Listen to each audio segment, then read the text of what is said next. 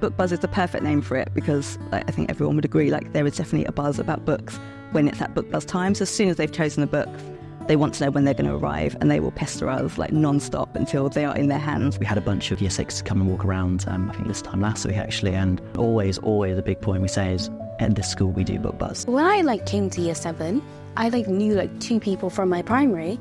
I felt really scared at first because I didn't know what was going to happen. I remember it was so much different than I expected. The transition from primary to secondary school can be a challenging time for pupils. I think it's really important to make them feel kind of safe and welcomed and part of a community when they arrive. The Reading for Pleasure pedagogy talks about kind of reading as a social experience and the importance of having that kind of community of readers.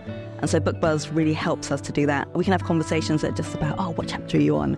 Did you love that bit? Did you see that happening? And you can have these kind of connections which aren't maybe the expected kind of connection that you would have with a student in school. So you kind of get to speak to them on this kind of more informal social level, which I think again kind of really sparks that kind of love for reading when it's something that it's not just you in a corner with a book, reading silently. It's something that you can share with other people.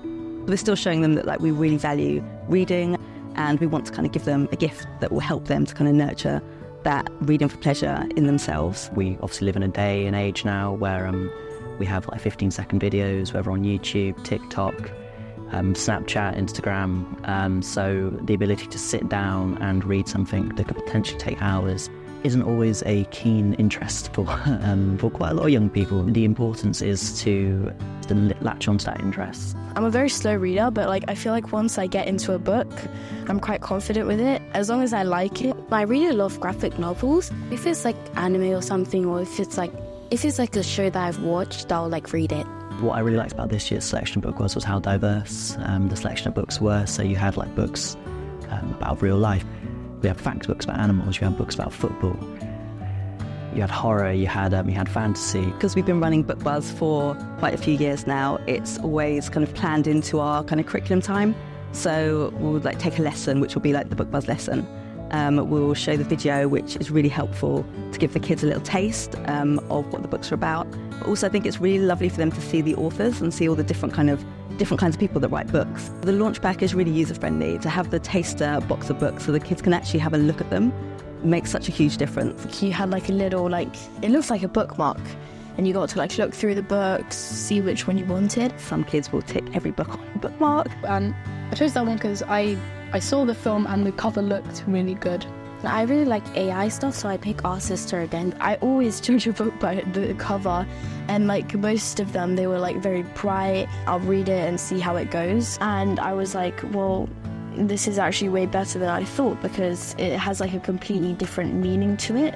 When the books arrived, they read their books and can I have another one? I'm thinking about a particular student who reads below his chronological age. So he's a struggling reader, and he absolutely loves his Bookbuzz book. Even though he's not the strongest reader, he has found something that he's really connected with, and he is able to kind of go and independently kind of follow that passion, that interest, just all sparked from his Bookbuzz book. I believe that every single child should have books available to them. We often we have students who are very underprivileged.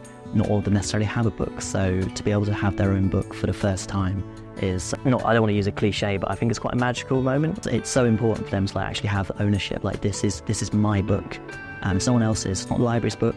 I'm not going to have to give it back. I'm going to take this book. I'm going to take it home. I'm going to put it on my shelf. It's mine there to keep.